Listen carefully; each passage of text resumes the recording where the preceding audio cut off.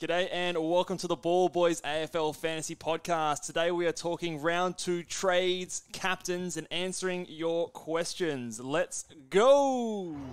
From nowhere, fighting the goal from inside the 10. Sheed from the boundary.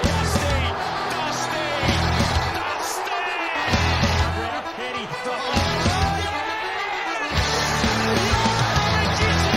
Petrarca! Oh wow! How good is that?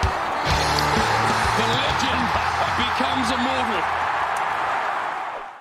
And welcome to the Ball Boys AFL Fantasy Podcast. I'm your host, Mitch Casey, and you can find me on Twitter at Ball Boys Fantasy, and joined as always on a Friday afternoon, scoffing down some beers. Yeah. How are you, mate? I'm good. Actually, I've forgotten to take the lid off my beer. I should probably That's sort all right. that out. We've got Luke here joining us. How's it going? I'm going good, mate. I can't actually wipe the smile off my face, and I think if people could see what this room looks like at the moment, they'd probably realise why. We're experimenting with some new stuff. We got big fuck off lights in gazimbos, front everything. of us. Mate, we got what? We are lit. Gazebos? Yeah.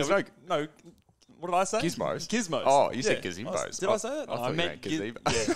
Anyway, we've got tech Mate, everywhere coming out of our Dead set. ears. Yeah, just off to my left here, there's a big monitor, and I've actually taken some responsibility now. So You're driving the mate, monitor. yeah, and you the can't see it in transitions. shot, I don't think, but I've got the mouse here, so if anything goes wrong, you can blame it on me, this pod. But hopefully the video's looking good. We've got the one and only Kobe Bryant looking out after us in the background here. Just got to get some blackout blinds so we don't get that glare. Yeah, But yeah, so- Kobe's there. Kobe's with us today. So hopefully some more good things coming. Let us know over on YouTube what do you think of the new digs and Yeah, sorry, the there new was setup. nothing for the podcast people there, was it? Yeah, the audio people are going, what the hell are you guys talking about? But let's get on to the actual show now. We've got a few things to roll through. Well, first and foremost, we're going to be talking about trade targets. Yes. We're going to be talking about captains. But we also had a game last night. So we had the game Carlton versus Geelong. Another loss for Geelong, second in a row, 0-2. Yeah, it doesn't concern me, but if I'm a Geelong fan. Nah, I know I think it's hard to watch your team lose, but I think it's... It's not like they versed the Hawks and then Essendon or something like that. That would be a problem. They've versed 2 quality sides so far and haven't got the bickies yet. But It was all positivity from me on the couch last night cheering on Ollie Hollands, and it was all Yeah. negativity from you. I'm rooting against a player that is very popularly owned. Poor Sam Doherty was just getting trash talked by Mitch last night. I missed the first half, had worked late, but came home to see the second half, and he must have known I was watching because that second half, I think he had 52 at halftime, finished with 79. You were giving it to him. And I was pretty chuffed with that. And I think I did send a tweet out earlier that day calling into question, and I want to clarify what this tweet meant because I think a few people sort of misunderstood what I was trying to say. But basically asking the question, like, it seems to me, based on what I've heard in some podcasts and people online on Twitter and things like that, and just the general sense of it, that Doherty seems to be the walk-up VC for everyone, both of these first couple of rounds, just because he plays on the Thursday night. He's a good player as well. He's a good player. There's no dramas about that, but I feel like there's a lack of conversation around our vice captain because of like the Thursday night. People are stuck in the ways of the old lockout rules. Yeah, people are just too automatic with it. Yeah, and it's just like, oh, okay, who have I got Thursday night? Oh, Sam Doherty, he's the best player. Which, and again, he's a gun. He averaged 110 last year. He's definitely a decent option. But I think that there needs to be a bit more conversation about walking through the other options that are available because I know you text me the day of and asking, okay, well, what's the better go, this VC or this VC? And for my money, and to spoil our captain's talks later, but Josh Dunkley, I'm really keen on in a vice captain this week. And he still plays on the Friday night, like it's still early in the round. Yeah, he does. He does. And I had him over a Sam Doherty. And look, it could have blown up in my face, but the tweet aged pretty well. And, it did actually, yeah. 79 for him. You got to sit up there on your high horse, just trotting around, didn't you? I felt pretty good. The view was good up there. But, the view was good. But yeah, 79 was not what those who did, which was over 20% of the comp that VC'd Sam Doherty overnight. So they're going to be having to look for a backup plan there.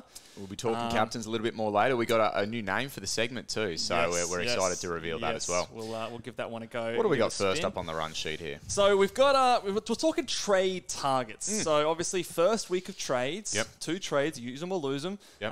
Trust me, I need to use them. Yes, you do need to use them. So we've got a varying amount of coaches in different positions. So some people like yourself have copped everything every bullet under the sun. They've Yep. got 4 straights coming out of their ears. Some people like me are sitting pretty and, on our high horse and not sure what we need to do because our team's looking good as it is. So we're going to try and, I guess, get people through whatever situation they're in. But Absolutely. we'll kick it off first by the absolute must-have players. And I think you'll agree with me with these 4 players. You absolutely need to have Harry Cheezel, Ruben Jinby, Cam McKenzie, and Will Ashcroft as the critical on-field cash cows that will score well, generate lots of cash, and just be staples in your side in terms of making cash. Most people have these guys already. I was going to say, for most people, I'd be pretty shook if you didn't have these guys. But if you just in case there's anyone out there listening that doesn't have any of those 4, whatever it takes, you have to get those players in your side. They are the true definition of must-have players. But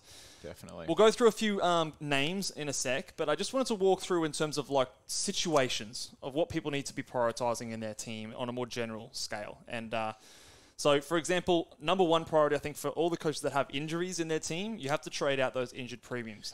Asterisk is, and I'll talk to you about this in a second, you've got a player like Ollie Hollands sitting on your bench with a 77, and you've got multiple injuries in your team. Yeah. So the must that might trades, be a situation where you might hold on to a player. Yeah, those injured premiums that we're referring to, obviously, Jerry for those few owners that did go with him, and then we're talking Tom Stewart, and then obviously the other name that pops out there is Kelly. Yep.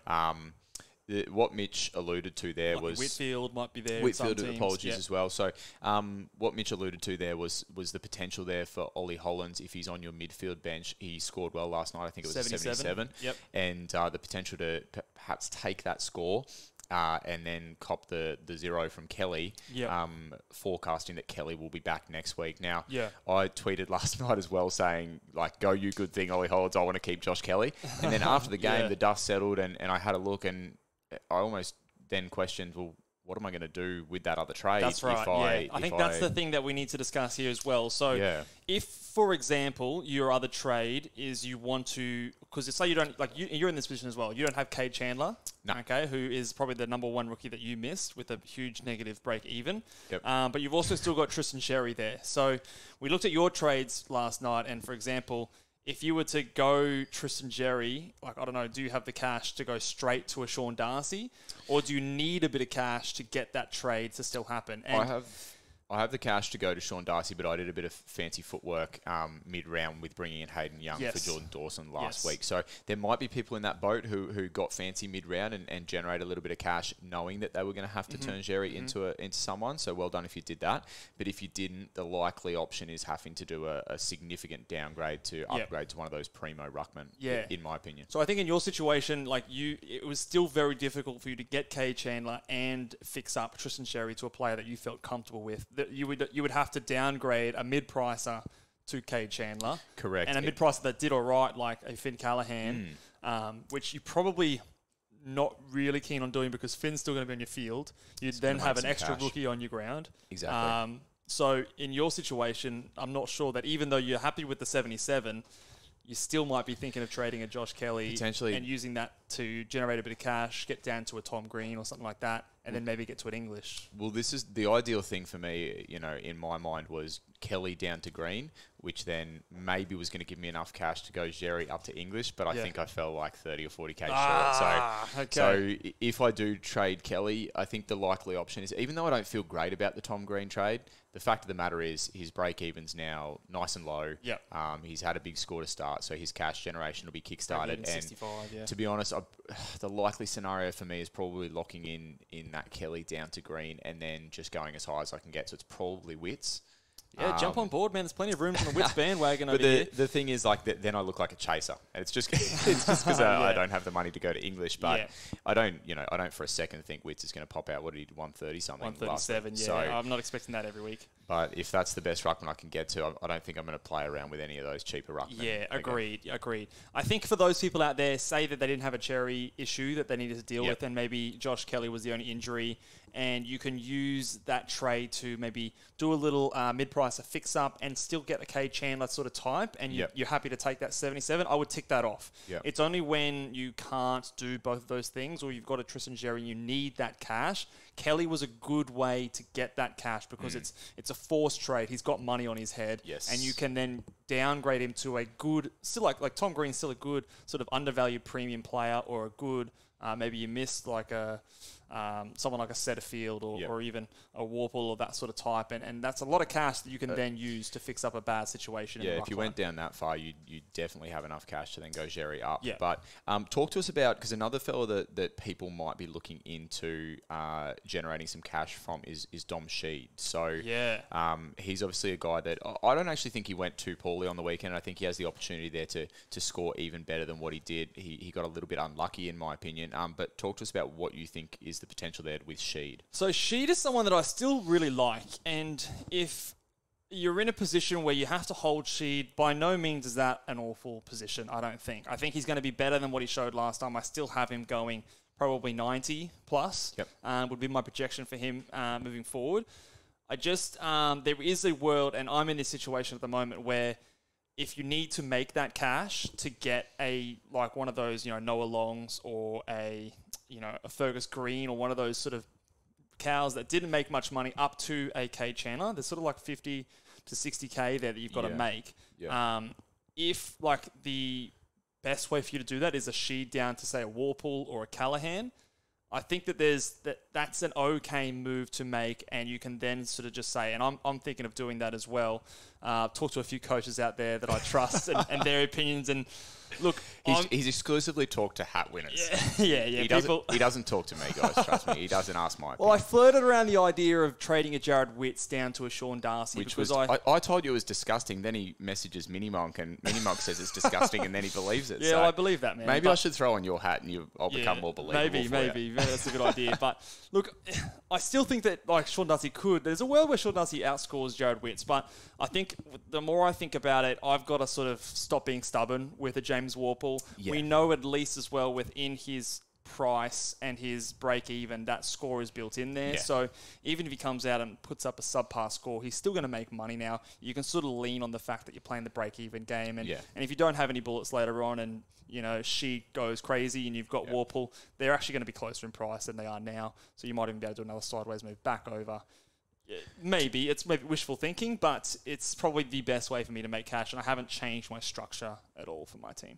I was thinking before, do you think that like doing this podcast has made you in some ways a little bit more stubborn because everybody knows what your opinion on my players opinion's on record, and it's like I just want to dig my heels in a little bit. Yeah, but it's good. Maybe it's a good point to make for all fantasy coaches out there. Even if you did have a strong opinion on players pre-season, be open to the potential that you can be wrong there. I mean, we've never professed that everything we say is right. Two very popular players that we both didn't go with were Warple and Tom Green. Yeah, and it looks like we're both going to be one way or the other going on those players. It is one round. It's one round, and then they were both like players that we considered and had conversations about in the preseason. But I think it is sometimes important to try and look at things with a fresh set of eyes and sort of see what the data you have. Don't be so stubborn, hey. But I still think that for those players that we are trading in, I'm still holding my expectations in check. I'm not expecting both of these guys to go gangbusters. Yeah. But even with that, they're still probably pretty good options to trade in. So part of the reason, even though we were resistant to Tom Green pre-season, part of the reason that I feel a little bit better about being forced potentially to trade Kelly down to Green is the fact that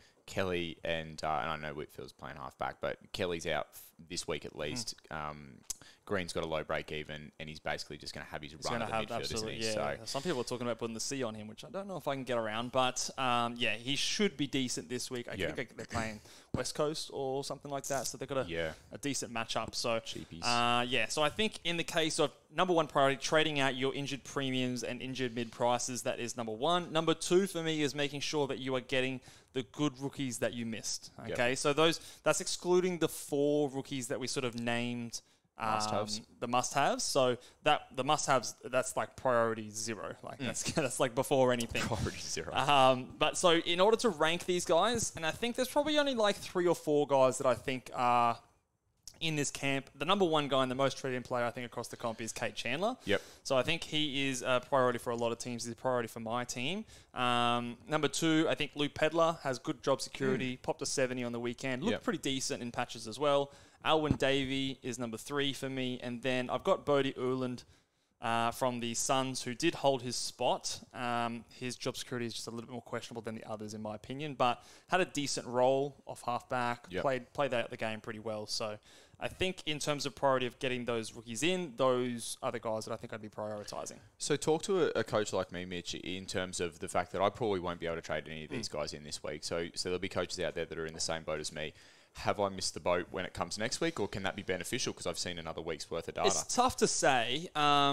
Look, they're going to go up in cash a lot. You know, Kate Chandler, 30 or 40. Yeah, Kate Chandler, for example, is likely going to put on another 60K on his price tag, and by then, when he's over 300K, sorry, it might be a bit late at that point, depending on what other options we have. Even though, like, that might be the case, though, it's not the end of the world. I think Selby said before that he, missed a rookie his winning years, and that rookie went on to make 300K through the season, and everyone else had him. It's not the be all and end all. It's those rookies that you are very confident that you can put on field that you absolutely don't want to miss. Whereas Kate Chandler, I think, is a guy that, as good as he scored last week, like, how confident are we to whack him on our field and expect 70 points a night, 65 points a night from him? Like, I'm still toying up, do I start him or do I not this week? Well, let's say, that's an interesting debate. So who do you have as your F6 at the minute? Is it Philippou? Well, I'm actually still going to be... at this stage, my thinking is I'm still going to be rolling with Philippou, but I don't know. Okay. I'm probably going to leave that decision very late. Well, that will be an interesting debate for coaches, because I think there'll be a few coaches. Obviously, Sheasel is the one that you definitely have on field, and if you run 5 premiums deep, then Sheasel's the no-brainer. That's the easy structure. Yeah, if you don't know, interesting to go with well, just because I did a bit of research, and based on the Keeper League website, shout out to those boys, the scores, I think this is based on last year's stats, the players who play as a general forward score the best against the Bulldogs. And who did Kate Chandler play against last week? Doggies. The Bulldogs. Yeah. Who does Mateus Philippou play this week? The Bulldogs. Interesting. So could Philippou kind of, I don't expect him to do 100, but could he, do what Kate Chandler, or similar to what Kate Chandler did last week against the Dogs? Yeah. And Chandler versus the Brisbane Lions, that's actually one of the hardest matchups for key forwards. Not for general forwards. Yeah. Based on last year's stats. So interestingly, as well, a little bit of that. Something that goes underrated, but I think we saw last week as well, is when teams come up to Queensland to play early, because I believe the Lions play here tonight, don't they? So when they come up to play in Queensland early in the season, it can just be a little bit different to those conditions down south. It's like those dewy conditions. It's pretty sweaty up here. It is very sweaty up here at the moment. So that could be interesting in terms of how the game's played. So, it'll be interesting. Look, I might just put Cade there because we saw him play really well. He did look really good. Yeah. But so did Philippou. I did like what I see. His junior numbers still have me encouraged. I'm still undecided at that point right now. Flip a coin. Mitch has got nothing for us. But for that reason, that's why he's not in those must-haves with those other guys. Yes. Like, those other guys, they're on your field. You don't think about it. Like, they're not a question as to whether on your bench or not. Whereas I think Cade still is. So if you miss him, it's not the end of the world. Like, it sucks because you've missed a bit of cash. But in saying that, you go to someone like a Tom Green. You go to someone like a Warple if you miss them. That cash. You're making that cash there anyway. So there's other avenues to make that cash work for you if that is your situation. Next priority is trading out failed mid-prices that you have and getting in successful mid-prices. It was the week of the mid-pricer, wasn't it? It was. Setterfield. Warple. Day. Callahan went right. Day went well. Yeah, there was a lot of boys in there. Jason Horn-Francis. Zeeble. Yeah. Lots of mid-prices popped. So why didn't I pick those guys? Yeah, I don't know. Well, it's not going to happen like that every week. So I that's guess the interesting it's up thing. to us in terms of sifting through the players that are real, and we can expect that moving forward. Yeah, there could be a few people take a fall off their high horse this week, depending on how those mid-prices go. Look, my team's actually not too mid-price heavy. I know there are a lot of teams out there, and I caution this in the preseason. Sorry, I wasn't poo-pooing you, mate. I thought you were coming at me, mate. I was ready to... you went into defensive mode, didn't you? My team's good. But I think some people... Look, it could still keep working, but... getting off those ones that didn't work. And I think we were on the record in the podcast earlier in the week that we would be trading out Bruin.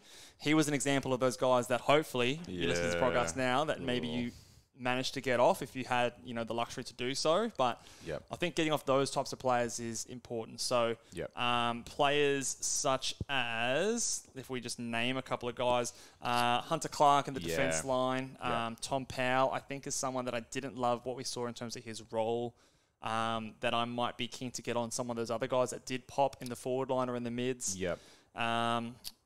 I'm sure there's a few other guys. Yeah, there was another guy I'm thinking of as well, but I can't recall either. But that's definitely priority number one, I think, is like those fix-up trades. The definition of the fix-up trade is getting in the right rookies and then looking to see which of those mid-prices don't have the role that you were expecting and doing that. So if you know that you've got a mid-pricer in there and they stunk it up last week and it was to do with their role, out the door. Yeah, so I think I wouldn't put Dom Sheed in that category. No. I don't think he's a failed mid-pricer by any stretch. People have been a little bit harsh on Dom Sheed, I think. So, look, if you've got other things or other people that might be of a high priority, I'd be happy to roll again on Dom Sheed. Sheed's role was there.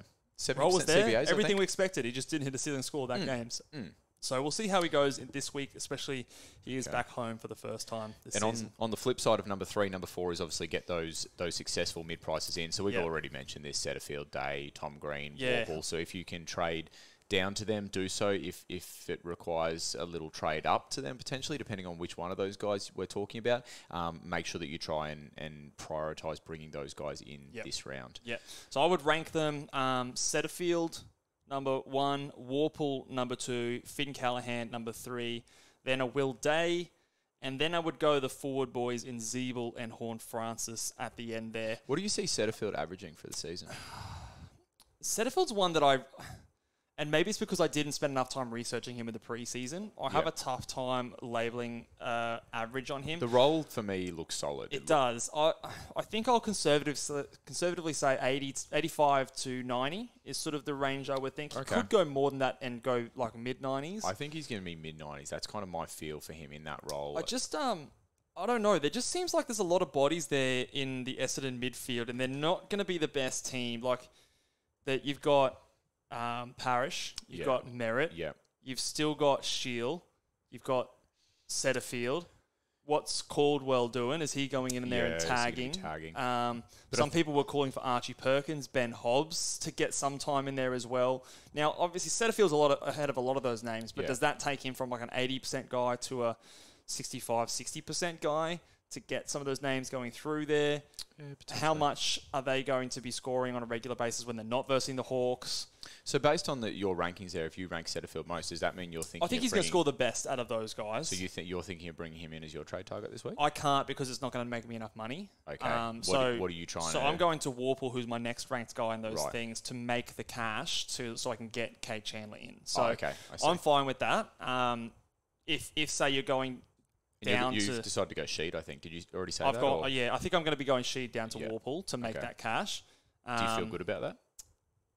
Not particularly. I think I feel okay in terms of I'm going to make a decent amount of cash this week in terms of my team. My team value should rise pretty good. Sheed's break even still 65 and Warple's is under 30. So you've got a 30-point buffer in terms of how well they score in terms of the same amount of cash they're going to make. So I feel safe in that regard, and I also feel like Warple's pretty popular, so I'm jumping on a player that the ownership insulates me a little bit there. So I understand. It's not the most risky move, in my opinion, so I feel a little bit fine with that. Okay. And then sort of the last kind of things that we're trying to be doing is trading out premiums with a role change or poor performing premiums. If it's the only way for you to make cash, like, for example, a Rory Laird. Now, we were never starting or advocating starting Laird anyway. No. So, but should we clarify? You're not trading out every poor performing premium. No, I don't think it's. No. Yeah. Well, I mean, I don't think it's. We're saying you must trade Laird if you had Oh Laird. no. Someone like this Callum is like Mills, last priority. Someone like Callum Mills is a different story, isn't he? So. If you, like, say, I don't know if there's a team going to be out there, but if you had Callum Mills and Rory Laird in your side, I'm trading Callum Mills out first. Yeah, because the role, Laird's role was there. He just had Laird's role was there. He just had a stinker. He will lose cash. He's going to come down in cash, but we'll talk about captains soon. He's still featuring in my captains in this week. So, but the only time I would tick it off is say you do have a Tristan Jerry and you need to find the cash to get up to a Darcy, a Witts, or an English. Yeah. And you've missed, say, a Tom Green, or you've missed some of those mid prices that look like they're going to pop, and you go down from that guy and go up. As long as you're comfortable with your captain choices and your options. You still need captains there. There'll be some people who are so hot on Laird that might have to swallow their pride. I'll be interested to see because if you spent up with Laird, chances are you don't have many other options. Yeah. You know, maybe you've got Dunkley. So maybe it's a wait and see how Dunkley goes on Friday night. That might give you a bit of clarity. I hate the rolling lockout, by the way. Yeah, you got to stay switched on, don't you? I hate staying switched on. You know that, mate. I want to switch off. Yeah, I know. This sucks. We need also just little for the next time. We need to have 2 beers each because what are we? Yeah, we're 25 minutes in. It's too hot up here, man. Yeah. You sure? Can I run down? Can you solo it for a sec? If you want to. Okay, I'm going to quickly run downstairs. All right, grab some more beers. Mitch, you solo, go to the next segment. We'll run through these things. The last thing I'm going to just go through here with our trade targets, and I've had a few questions about this already, but trading out non-playing rookies for playing rookies. So, for example, if you've got, a lot of people have asked me about the Ruckman, who's been named for Richmond, Samson Ryan, who is obviously one of the favourites of the Ball Boys.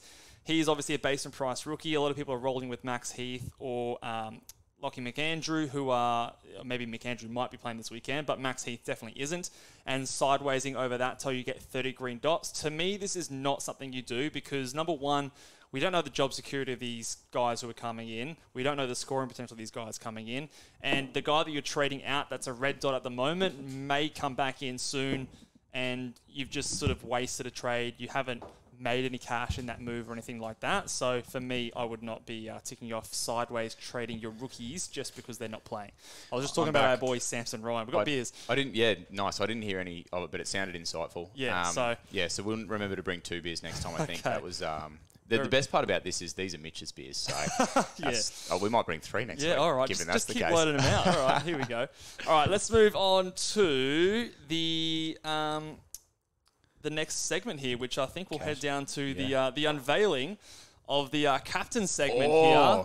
My goodness! And we've got a little sound drop. We got a soundbite. We're going with the Ball Boys Big Boys. Oh, my goodness. Oh, we need a big boy. The Ball Boys, Big Boys. I like it. And now we should also shout out, this is not our idea. This is not our idea. So thank you very much. I've forgotten the gent's name off the top of my head. YouTube comment, I think. Was it a YouTube comment? I think it was. I said that we'll definitely use it. So shout out to the gentleman who suggested the name. It's a cracker of a name. The Ball Boys, Big Boys. Our captain choices, top 10 captain choices for this weekend. Big boys. And I'll go through them here. And some of them, Doherty does appear on this list. Obviously, he's already played, but he's not in the top half. I'll give you that spoiler now. So, number one. Just quietly, in terms of your pedigree for captaining now, I think did you have Laird one last week? I did have Laird one. No, okay. So let's... Everyone had Laird one. Exactly. Okay, so I'll let you pass on that. But you actually had Dunkley down the ranks last week for... I think he was 6 or 7 or something like that last week. And a few people kind of contested that, saying that perhaps, Dunkley, but... just his pedigree would show through, so... Yeah, but the Port Adelaide restricted scoring. Pick, I think I had Clayton Oliver, number 2, scored 120 on the weekend, so... Mate, so you got some pedigree here, eh? Well, one of one. It's not a... 1 week. Mate, I'm ready to write it in the books. It's done. You're the new captain aficionado. Yeah, we'll see how we go. I'm coming for you, Calvinator. But yeah, so here's the Ball Boys, Big Boys... rankings list, top 10. Number 1, I've got Andrew Brayshaw, who did not appear on our list last week because we were worried about the tag. Didn't come.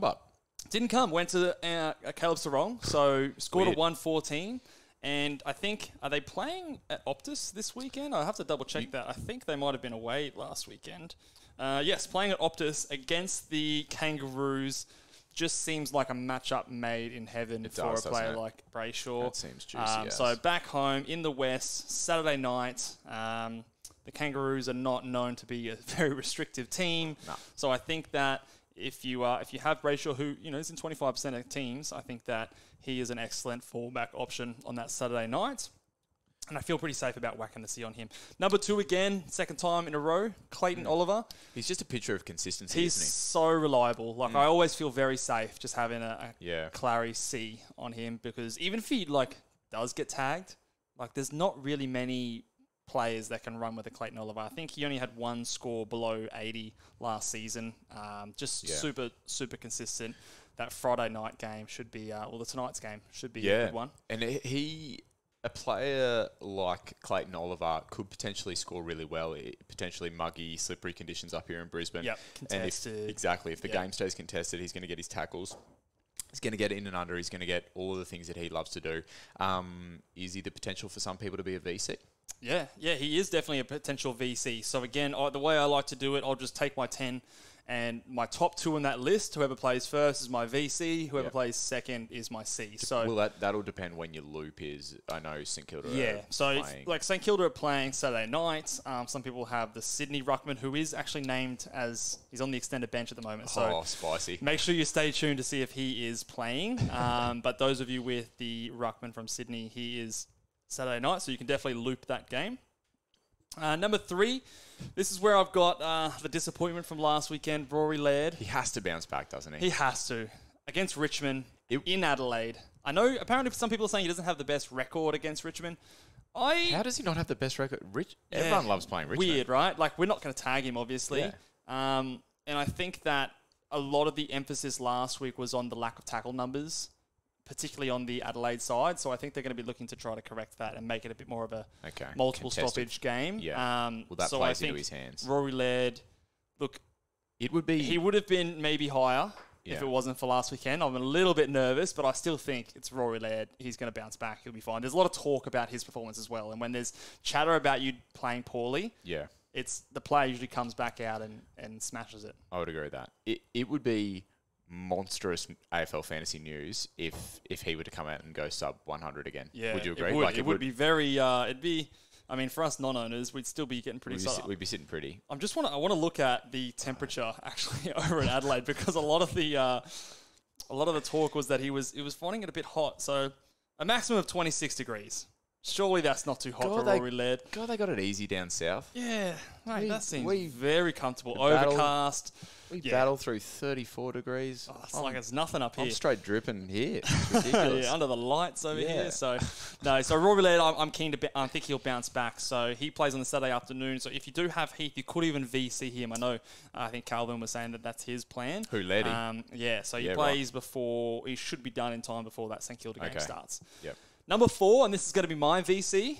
Is it going to be your VC as well? Yeah. Yeah. So you didn't go the Doherty? No, I didn't go Doherty. So number 4 is Josh Dunkley. Again, another player with a poor performance last week. I have every expectation he's going to bounce back this week. In front of his new home crowd. In front of the new home crowd. A lot of chat about how poorly the Lions played, how low disposals they had. Yeah. I think that he still had 10 tackles last week. So the effort's there. If Brisbane gets on top of the ball more, has more possession.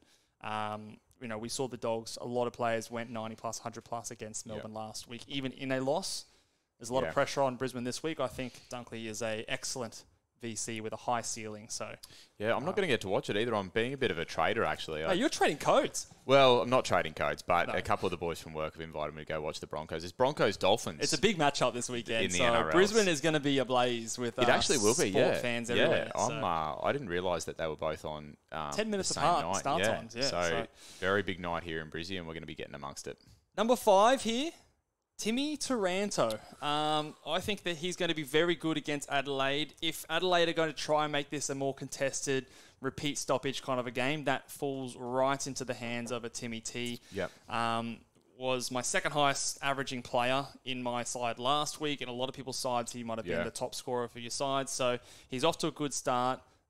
You'd expect against Adelaide, easier team to score against, even in Adelaide. I think he's got some really good numbers history. I think I researched that he hasn't gone under 90 since his rookie season, I think, which was his first game against them. So I was a bit shook by Timmy Taranto on the weekend. Like I having only played the 1 year, I really didn't see the best of him last year, and then just how he's just sneaky good at accumulating fantasy points. How you look at the game, you think, oh, he's playing all right, and then you look down, hang on, he's got 60 at half time, and it just didn't even look like he had to try to get there. So I think he's a pretty good captaincy choice. You had him captain as draft last week as well. I did, and it worked out pretty well. I've got him captain again this week. Yeah, you're going to go double. Going back to the well there.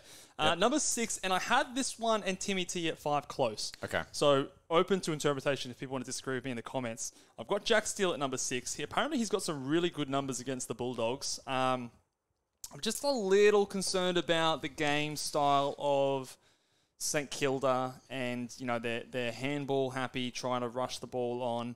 They got a win in Freo. I don't know if they're going to get a win against the Bulldogs. It is at Marvel, which I think they played there last week. But I still think he's going to be a gun. Yeah. But I just have a few other options ahead of him.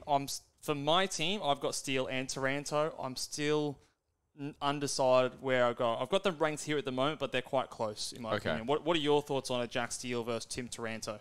Yeah, over the last 2 weeks, what we've seen with Steele it's not been concerning. Concerning might be a strong word, but it just doesn't look like the Jack Steele that we were used to a couple of years ago in terms of just that absolute piggery. He still was the top scorer for Saints. He was in what was a low-scoring game for Saints players overall. Freo bloody kept the ball in their hands the whole time. But this is part of the problem is that, St Kilda were a low-scoring fantasy team on the weekend, but they won. Yeah, they did. It worked, didn't it? Do you know what I mean? So if you're constricted to a low score and you got pumped, then you go, okay, well, when they play better, those scores will come up. But when you actually... Sorry, I've just dropped my bloody lid on my beer. When you play well and you score low, then is it going to come down? So I sort of think that Steele, maybe, as funny as it sounds, I never thought I'd say this, but I think his floor is a little bit lower than a player like Taranto. Yeah. His ceiling might still be really high because he can put it all together and hit all those categories and stat lines, but he really saved his score to get to that 100 last week. We were cheering that last couple of marks on the end there. So I have Taranto just a smidge ahead at this stage. And then number 7, Zach Merritt. I think he made his way to over 100 even with a tag in the first half, junked it up in the second half to get there. Yep. Against the Suns this weekend, you wouldn't think that there's a tag coming in Marvel. The Suns looked pretty awful last week against the Sydney Swans. So I think that he is someone that you can expect a decent score from. Yep. And happy putting a C on here. And this is where at number 8, and I haven't edited this since last night. You're still going Doherty at 8, mate. Doherty, I did have locked in at number 8. So, again, back to that tweet. You got no idea, mate. You didn't watch last night's game or something. Personally, I had him a little bit further down the list. I would expect most people to have a Dunkley and a Taranto. So, look, some people might disagree with me, and that's fair. I just think that the conversation is lacking a little bit in other options than a Doherty as your VC. It just seems like that's just the automatic answer because he plays Thursday night, whereas a Dunkley on Friday night I think was in my opinion, a better option. That could have been wrong. Dunkley still might come out and not do well, but I just think the conversation needs to be a little bit more there, and people need to. I know people like getting those early VCs out of the way and kicking their feet up, but sometimes if you want to do well, I think chasing the best option is sometimes means going into that Friday night, sometimes even during to the Saturday to get that VC happening. Yep. Number 9, Callum Mills against the Hawks. I think that despite his poor role and flexibility role, it's the Hawks, and I think that he's the kind of player that can absolutely dominate them. I think last year against the Hawks was when I traded him in. He's got his 160. That was a good trade. They're probably going to be tagging someone like a Chad Warner. I think is probably the likely player that a Finn McGuinness goes to. And so Callum Mills should then have his ability to run free. Yeah, it's all roll with him, but I agree. If there's people that want to speculate a little bit, then the Hawks are a good team to speculate against. Yep, and this 10th spot is someone. It's you gonna correct your typo? Or? Yeah, I am actually. Yeah, I saw you reaching for the keyboard. I was like, he's gonna beat me to it. This could be 2 players, and I'm undecided as to who it is. But I've got Bailey Smith there at number 10. It could also be a Bontempelli. We do know that a Windhager and a Bytel are both not on this team. I think Windhager might be the sub potentially, but hopefully that means no tags. Yeah. That game. So a player like Bailey Smith, I don't think will get tagged anyway. No, but I think that they should bounce back against a poorer side in St Kilda. Lots of marks went to Freo last week. So if the Bulldogs get back into their sharing, and also Adam Treloar is out, so I think those midfielders for the Dogs should see an uptick in their scoring. They'll be going to work, hopefully. So I think that he is someone, if you don't have any of those other options ahead, or one of them flop, you can go with a Bailey Smith on the Saturday night. These beers are coming back up on me. I'm having a few deep breaths over here. Don't bourbon to the mic, probably get some red eyes going on here as well. Yeah, so a couple of players that we didn't mention. Took Miller. I think there's a very clear tag risk there against Essendon, who have been known to tag in the past. Lachie Neale's tag risk. One of the few times that Melbourne do tag is against Brisbane Lions when they send someone to a Lachie Neale. They've done it a few times in the past. LDU, just think Frere's a tougher matchup. Errol Goulden, I think, will go well against Hawthorn, but there's a little bit of an injury concern. There's a few whispers that Errol Goulden might not get up this week. Don't even talk to me about it, Mitch. I don't want to hear it. So stay peeled for that one there. Actually, no. Wait, okay, let's entertain the idea. We may as well. Goulden gets dropped. Okay, where do I go? Tell me what I do, Mitch. Well, I actually had a thought about this. I had a thought about this before. I'm thinking of you. Instead of maybe going Jelly to Green, do you go Jelly to Cogs? Put Cogs into your forward line, loop Hollands. Because you'd have an Alwyn Davey on your bench, right? You got a better fantasy mind than me. Hey, my brain's just like. Because then you could put. Yeah, you could loop Hollands, put Cogs into your forward line. Yeah. And that way. So yeah. Okay. Oh, well then how would? Oh no, so you put Goulden into your midfield. Yeah, so that's where I was like. You keep Goulden, put Cogs into your forward line. So then Kelly you're looping still goes. Hollands. You get a 77. Yeah. And then you get a Cogs. The only question I had there is does that still give you enough money to get to a Sean Darcy or a Jared Witts? I'd have to play around with it, wouldn't I? Yeah, so that's an option. So if someone was to do that and they have the Goulden 77, they went to, if they didn't have a Cogs or they didn't have one of those other key forwards, they could go. They could do that and then loop that score, because most people would have like a Philippou or an Alwyn Davey on the bench or someone like that they can swing into their midfield. So, God, I hope that doesn't happen. But fingers crossed. I mean, it's just whispers at this point. We will see. By the time this podcast comes out, you might even know the answer. So. That will do it for the first installment of the Ball Boys Big Boys. You know what we've been meaning to talk about yes. and haven't yet is our mate Guesty. Yes, we should mention that. I keep forgetting. So we want to give a shout out to Tim Guest of the Ball Boys. Sorry, not the Ball Boys.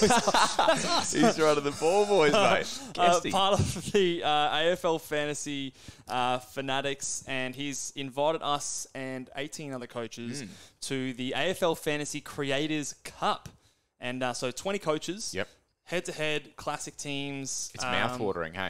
Yeah, so I think at the end of the season, the winner How are you going after round one? I was the fourth highest scoring coach but of that one. Stato, but I versed Stato, so I'm 0-1. So he was the number one scoring player. So I'm 0-1 at the moment. This week, I'm going up against Bales, our good friend Bales. Yeah. And nice. I think you're up against Xavier.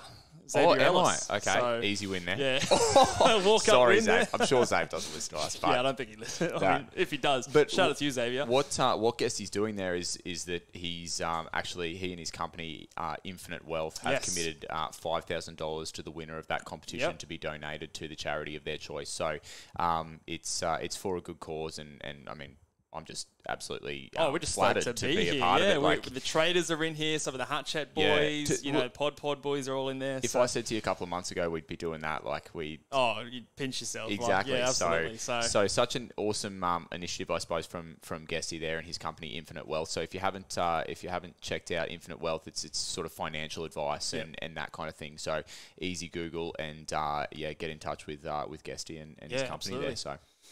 Is it all right if my charity is your fantasy team? Is that... Wow, how long... Did you write that one down? Or I've been saving that one a little bit. It might be, mate. We'll see how we go. Well, hopefully not after this week. So, No, it's all up from here, mate. But I'm coming for you this week, Bales. We've got you, and the Doherty 79 was a unique, so hopefully that puts me in a good position. I wonder if Bales is holding lead. Well, I think he is at this stage. Holding. He said that. Okay. He thinks he's holding lead, so I reckon that's probably going to be his fallback captain option, which might be a bit of a nervous wait based on last week's score. So we'll see how we go. We got to go lock our trades in now after 2 beers. I'm going to be licking the floor and careful. not making good trades. I think. Don't make too many moves. All right, just to finish off the podcast here, we just got a couple of questions that I'm going to throw your way here. Oh, yeah, okay. Luke, some people have asked some questions. So I did touch on this before, but we'll get your thoughts. How do you feel about Samson Ryan's job security, and is it worth bringing him in to have 30 green dots on your team? My answer's no. Samson Ryan is obviously very highly rated at Richmond, so he's a little bit of a running gag amongst us. He's a bit of a joke at around here. So. He is a bit of a joke, but he's obviously very, very highly rated. So I think over the next couple of years, this year even, Richmond are very much going to try and get him into the fold and have him playing regular footy. I don't think he's the kind of guy that you'd sacrifice that loop option for early in the season. No. So it's not necessarily about not going to Samson Ryan because of job security, but it's more so a no for me because I want the loop option early in the season. Yeah, exactly. I think the loop is a very valuable thing for us to have. So if you have a non-playing people have seen that last option. Night. Think about it last night. Exactly, yeah. People would be having to take Doherty if they weren't captain there. Yeah, exactly. So if you have that non-playing ruck, I think it's something that you can easily use a lot, and I think that's worth more. Especially because if you're trying to get 30 green dots, that means you're trading over a guy who isn't playing, who's a 200k rook, over to another 200k rook. Like, it's not making any cash. Yep. Chances are... Look, I don't think his job security is amazing. I think he could play patches, week here, week there, depending on the matchup. Yeah, I think so too. And to be honest, it's probably one I don't think his scoring is going to be very good for fantasy either. Yeah, people may be fooled by the fact that he came out and popped out like a 40-point quarter or something in a practice game. Yeah, but the last full game he played, he did score a -1. And that was a full game, Luke. Yeah, no, it's... that was before the sub rule. So, look, I don't think it's something that I would recommend. Next question here. Who is our lowest owned player that we both have on field? And I think it might be the same for both of us. Well, it was... Jerry. I think it still is. I've got to make my trades. It was Tristan Jerry, but let's say you're trading him now after trades. Who is yours? I think it might be the same for both of us. For me, it's Bailey Smith, who is owned in 5.57% of teams, just edging out LDU, who is at 6%. So... Yeah, Bailey Smith is my lowest owned player, and I'm pretty happy with that. I think that's a high upside pod that could go my way. Yeah, it's not bad. I think I haven't looked closely at the ownership percentage for everyone, but I'd imagine I'd say that might be the same. I got a solidarity with the mullet, so I got the mullet tucked up at the moment. Actually, yeah, you're hiding the mullet, not loud and proud. It's smelly at the minute. Hey, I need to wash my hair. This Jack is trading Josh Kelly this week for someone priced under 875k. Would you go straight up to the top like Cogs? He already has green. Leave me with no money next week, or will you go to a mid price and bank some cash for next week? As he is a Tanner Bruin owner, so he's obviously going to have to fix that up next week. Okay. The fact that he has to fix something up, maybe there's the bank of the cash, but then I know you don't like. I don't like to. You don't like the bank, cash. do you? Okay. Yeah. What do you think? Well, the risk of banking cash. Well, one, I always feel like, especially this time of the year, when you've got cash in the bank, you're not converting. Cash is points, right? You think that if you've got cash sitting on the sideline, it's not something. It's not something that you necessarily like. For the most part, the more, the better players are priced more, so you're going to score more points. So I think in this case, I'd be leaning to a player like Cogs, especially again if Errol Goulden is named out of the side. So I'd be going that way. Okay. And finding another creative way next week. You might have another injury that allows you to get a cash next week to get Bruin up to something. Bloody go Cogs, and your forward line's almost done, eh? Exactly, yeah. It's weird in round two to have a complete and that can open up some DPP. It might allow you to go Bruin to a Warpool. It might allow you to go Bruin to a Finn Callahan. So you'll have way more options after that trade is done. So for me, I'd be going to the top and trying to score well this week and figuring out the rest later. Yeah, would be the way I'd go. I'll piggyback on that. Your advice is pretty good most times. Okay, yeah. Actually, I need an apology on you on Hollands there when you were telling me that I stitched you up and put Hollands on your field. No, sorry, and then I was cheering for him last night. No, you did the right thing. Hollands is my boy now. Yeah. Okay, a couple more questions in here. Okay, what do you got? With this person is, would you be trading Laird to green? Is it a good option? Cash grab and hopefully be able to upgrade some other stuff in the defence soon. If you've got nothing to fix up, I don't mind it. Or would you go to but someone he says at the end here where he says cash grab and hopefully be able to upgrade some other stuff in defence soon. Tells me that he's probably keeping the cash. Okay, so I wouldn't take that off. So if it's something that you're using this week, so Laird down to green makes you a lot of cash. It makes you more than what you'd need to fix Chandler. Like 3 or nearly like 250k basically. Because people who are going down from Laird this week are likely, unless they've got an injury, are likely going down to then just bring in Chandler as the other priority. Yeah, I wouldn't be doing that. Which is too much money to just be bringing in Chandler, isn't it? If you're using that cash this week and you're making an upgrade or a structure change, that's okay, in my opinion, but I wouldn't just be pocketing the cash because there's every chance that Laird's going to come out. Yeah, 120. I'd be shook if he doesn't go 110. The hardest part about getting, you've got Laird in your team. Like, it is way harder to get Laird in at some point than it is to just start with him. So just don't give yourself that headache that you avoided yourself having earlier in the season. Exactly. You started by starting trade, with him. You know you're going to have to bring him back in. Yeah. I agree. I know some people have said this before. I don't know if it's exactly the right way to think about it, but his price only really matters to you, to your team, if you trade him out, if you trade him back in. Because you lock in that loss. That's right. Exactly. So right now you've paid that. It's like the share market, mate. Yeah, we're just investors over here. You're not wrong. The Ball Boys Finance podcast. Oh, let's not go there. Let's go. I don't want to be in charge of people's fantasy teams, let alone their finances. Can you imagine? Yeah. 2 beers and we're telling people what to do with their money. Yeah, no, I'm not too keen on that. Let's go one more question here. So this player, Mitch here, nice name there, Mitch. Going Must Jones. Be a fuckwhip. No, sorry, that was heavy. Fired at Mitch that was over real here. heavy. Sorry. But going Jones to Chandler, considering trading Laird to avoid so much cash. Another Laird question. Say it again. Sorry.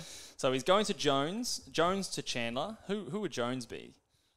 Oh, is that Liam Jones from the Dogs? Maybe it is. Hey, I was like, Jones. Who was named, actually. Okay, so let's go Laird. So considering trading Laird to avoid losing so much cash, he's given his team basically here. Any other players he should look at moving on. So looking at his team here, so the players that I'll highlight, he's got McKenna here. Yeah. Which is potentially someone that I'm not sure I'd be super psyched about that. No. Sheezy Dave. There's no one else in here that I think really... Needs to go. You've got a couple of different options in Doc, Smith, and Dunkley as captain options. So in this case... Did you say Laird down? Could you potentially, instead of getting Chandler, could you go Laird down to someone to turn McKenna into, like, Day? It would be a big cash grab. I don't know if I'd do Day this week with the Sydney matchup. Okay, so you're looking purely at matchup there? Yeah. McKenna, to me, stands out as one that I'm like, ugh. Not sure. Yeah, I'm not super psyched, but then again, really the defense Chandler. is tough. Like maybe McKenna becomes Bose or something like that next week, or Yo when he comes back.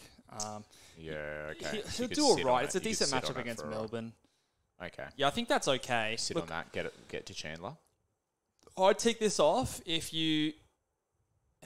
You got to give good advice to Mitch, mate. Otherwise, don't screw Mitch around. I feel like I'm backtracking on what I said before. Yeah, I don't know. You've got Doc Day.